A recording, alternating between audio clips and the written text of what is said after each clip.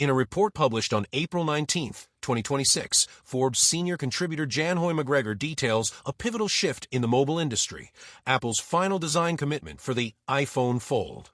According to the report, Apple has opted for a unique, hybrid fold architecture that prioritizes extreme durability and a crease-less display, a move that is already forcing competitors like Samsung and Google to abandon their current design roadmaps.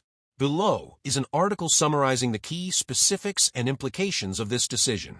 The Foldable Standard: Why Apple's Final iPhone Fold Decision Changes Everything. By Janhoi McGregor, summary of the Forbes report. For years, the foldable smartphone market has been a wild west of experimental hinges, visible screen creases, and good enough durability. But according to new industry insights, Apple has finally locked in the design for its long-awaited foldable iPhone, slated for a late 2026 release, and the decision is so radical it is effectively resetting the industry standard. 1. The death of the crease, the liquid glass breakthrough. The most significant specific revealed in the Forbes report is Apple's decision to move away from the traditional plastic-heavy UTG, ultra-thin glass, used by competitors. Instead, Apple has reportedly finalized a proprietary liquid glass composite. Unlike current foldables that show a visible dip in the center of the screen after several months of use, Apple's design utilizes a chemical tempering process that allows the glass to stretch slightly when folded. This ensures the display remains perfectly flat when unfolded, a feat that has eluded Samsung for over 6 generations of the Galaxy Fold. 2. A hybrid fold form factor. Rather than a flip or a fold book style, Apple has settled on a form factor that Forbes describes as a hybrid Pro. It is reportedly thinner than an iPhone 15 Pro Max when closed, but opens into an 8.2-inch canvas.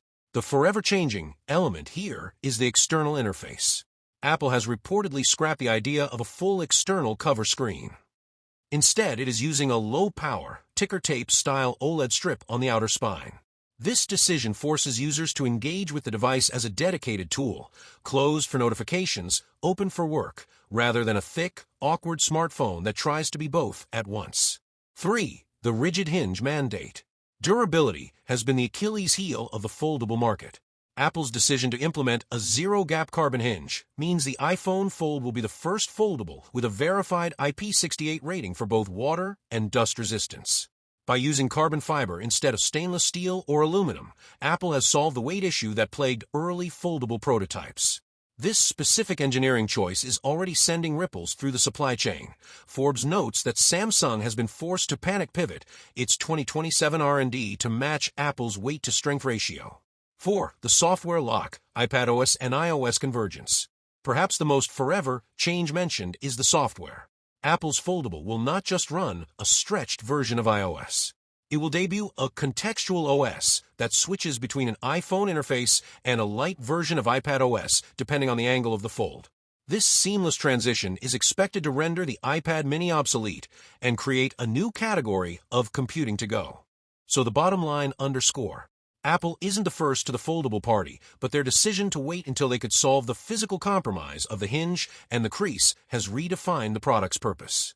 As Janhoi McGregor notes, the smartphone market is no longer about who can make a screen fold, it's about who can make a foldable that feels like it never should have been flat in the first place.